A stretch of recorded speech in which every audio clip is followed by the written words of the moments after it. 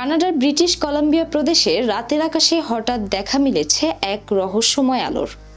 সম্প্রতি রাতের আকাশে ভাসতে থাকা অদ্ভুত আকৃতির বিশালাকার আলো দেখে স্থানীয় বাসিন্দাদের মধ্যে রীতিমতো আতঙ্ক ও চাঞ্চল্য ছড়িয়ে পড়ে।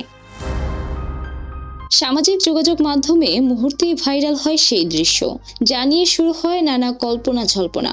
অনেকেই এটিকে ভিন গ্রহের কোনো মহাকাশযান বা ইউএফও বলে দাবি করেন।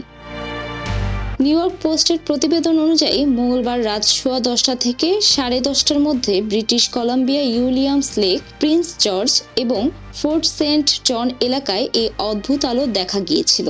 কিছুক্ষণ পর তা ধীরে ধীরে মিলিয়ে যায়। ফেসবুক ও অন্যান্য সামাজিক যোগাযোগ মাধ্যমে ছড়িয়ে পড়া ভিডিওতে দেখা যায় উজ্জ্বল এই বস্তুটি অত্যন্ত নিয়ন্ত্রিত গতিতে একদিক থেকে অন্যদিকে যাচ্ছিল।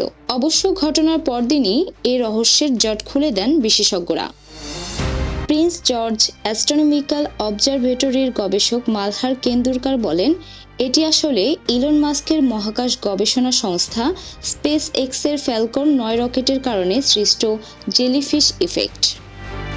ক্যালিফোর্নিয়ার ভ্যান্ডারবার্গ স্পেস ফোর্স বেস থেকে রাত 9টার দিকে ওই রকেটটি উৎক্ষেপণ করা হয়েছিল।